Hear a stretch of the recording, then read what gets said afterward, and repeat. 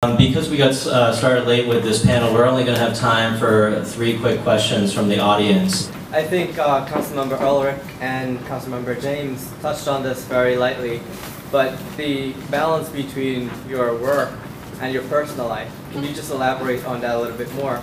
Because it is a big sacrifice that you have to make if you decide to go into that line of work. You don't have one. Whether you're running for office or you're in office, your work and your personal life become symbiotic. They feed off each other. Friday night I was starving, it's 9 o'clock, I haven't eaten since 11, this is a true story. So I said, let's go to Gino's Pizzeria, we're hungry, they're open till midnight, the food is good, why not?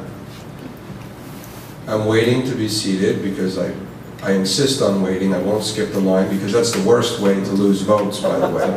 Actually, I'll tell you a funny story. This is really kind of vulgar. I'll take out the curses only because Roger Stone is here. A good friend. I had the privilege of attending the presidential debate between Barack Obama and John McCain at Hofstra University. I got a ticket. I was fortunate enough. It was history in the making. I was glad to be there. This is a true story. I'm waiting online. The government had hired the government had put the TSA there to screen people. They didn't have body scanners at the time, thank God. But they put people at these stations to screen people, and then you would be bused to the auditorium for security purposes. They didn't want to compromise anyone's safety. I'm waiting on the line to be screened. There are 10 or 12 people in front of me. A gentleman is standing behind me with a carnation on his lapel, Congressman Gary Ackerman, also waiting online to be screened. Another congressman, I won't say who or from where, comes in the side door, says some disparaging words to an aide, and basically says, screw these people, walks to the front of the line, and cuts everybody and goes through the metal detector. Everyone on that line heard and seen what he said and what he did. I can guarantee you that anyone standing on that line, including myself, lost all respect for that individual that day. And there's nothing that he can do or say to ever get it back. But that single act, that flippant comment, and what he did, just the biggest turnoff. So getting back to Gino's, we go to Gino's, and you're there, you're tired, you don't want to hear about potholes and trees and everything else, right? But people start talking to you. And they say, hey Eric, what about this? And my kid, was supposed to go to this school, and why did the DOE send him to that school? But it's part of who you are, it becomes part of who you are, and there is no separation. There is no separation between what you do, who you are, and what you become. When you serve the people, you have to be one with the people, and you cannot have this disdain, or you can't be disgusted when they come up to you. There was another representative who lived in my district.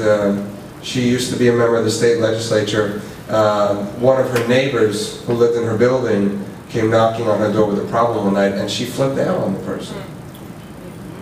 Now the gall of an elected official flipping out on a constituent, and if it's a nut job, okay, fine, and it's midnight and they're driving me crazy, then they probably deserve it, right?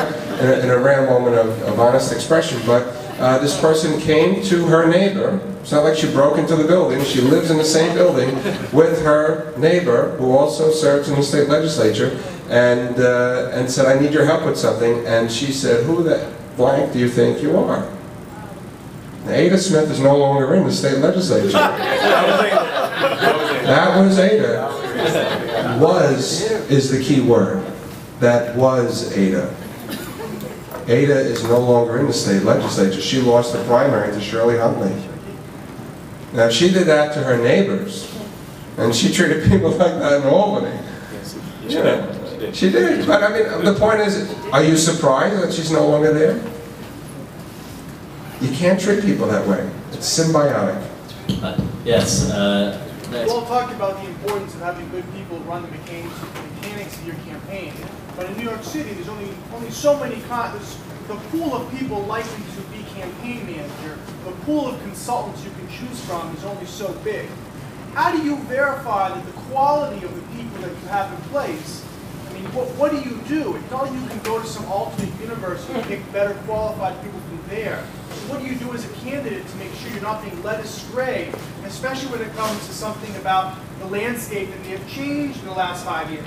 So the question is, how do you know if your consultant or your campaign team is any good?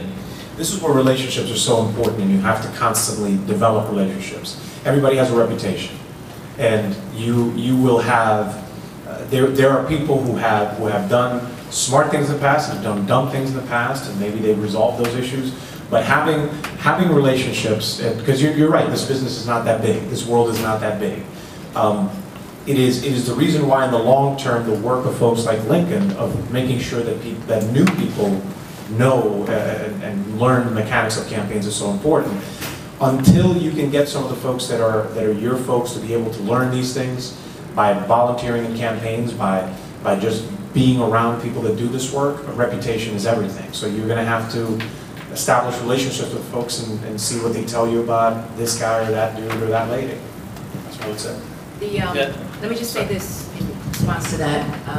The universe or the pool of talented consultants in politics is very limited.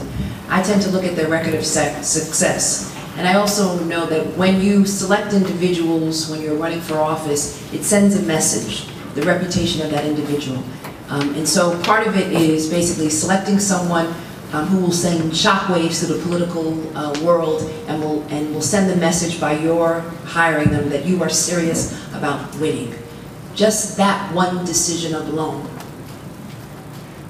will obviously assist you or is part of the part of your victory, or is key to your victory. Obviously, the message in that one decision alone, who you select, the reputation of that individual, and that record of their success. Sorry, the gentleman in the back there, the Giants hat. Hi. So, all of you have gotten involved in politics at various levels. Some of you were operatives, some of you were community leaders. Part of my question first is access to technology, information, data. What were some of the ways that you acquired the data that you needed to run a successful grassroots campaign? And I guess the second one was volunteering. What were some of the tools or resources or strategies you used to develop a strong volunteer force? Where did you get the voter election or the information about the voters, and what are some of the tools that you used to develop your campaigns? In our campaign last year for district leader, shockingly, the New York State Democratic Party would not return our phone calls. And so we were unable to access their voter file. But we did reach out to a consultant named Scott Jeffrey, who operates Lincoln Voters, and good coincidence. Lincoln Voters. Okay, I just You know, there we go. See, Lincoln Voters wins. But that actually worked great for our campaign, and Scott was able to work with us day to day to modify our universe to help us find the right targeted voters, and he was extraordinarily responsive and helpful. From a social media standpoint, we were very active and I continue to be very active. I think it's imperative that folks have Facebook pages, that they post to them on a daily basis, if not multiple times a day. I know that Eric has tweeted that we are all up on this stage while we're standing here. It is incredibly important to be tweeting what's going on. And I think that the best use of social media is, well, I'd say two really important uses of social media. One, it's a great way for people to know where you are every day and what issues you're working on. So if you're going to 4 different things in your community over the course of a day, it's a great way to create an actual record of where you've been, what you've done, and how you've contributed. 2, people post on my page and tweet at me on a daily basis about different issues that are going on in the community. And it's a public record of issues that are being raised and me responding to them. So I really would encourage everybody who's thinking about this to utilize social media aggressively and build out your networks of followers, because it's a great way to connect with your constituents.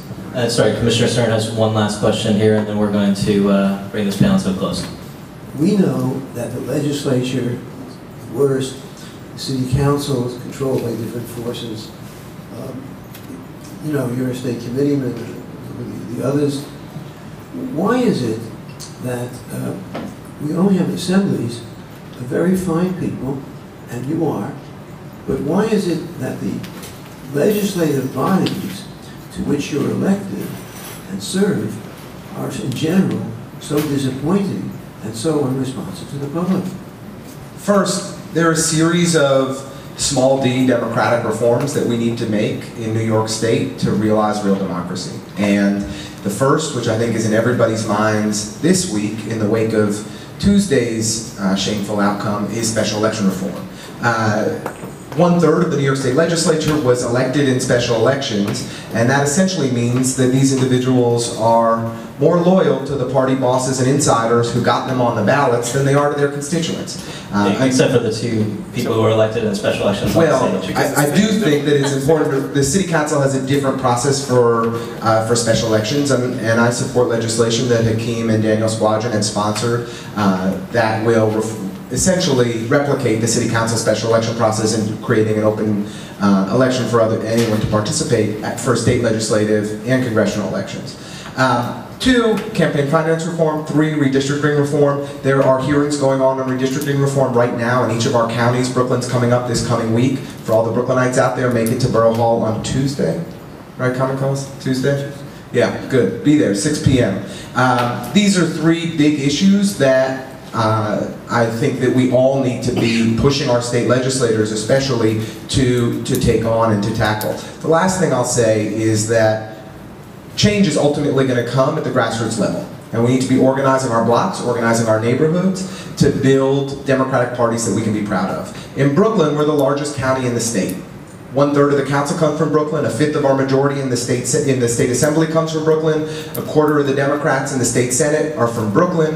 If we can create strong, progressive Brooklyn Democratic Party leadership, we can move these delegations to advance a progressive agenda. But it's only going to happen when we build a new Democratic Party by encouraging your neighbors to run for county committee, by getting more reform-oriented and progressive district leaders elected, and by getting rid of the machine once and for all. And I'd just like to add to those important reforms that you're talking about, ballot access, which is, essentially the system that's put in place to prohibit all of you from running for office, and that's something that really needs great reform. And I want to thank the entire panel for coming out. Councilmember Tish James, Democratic District Leader.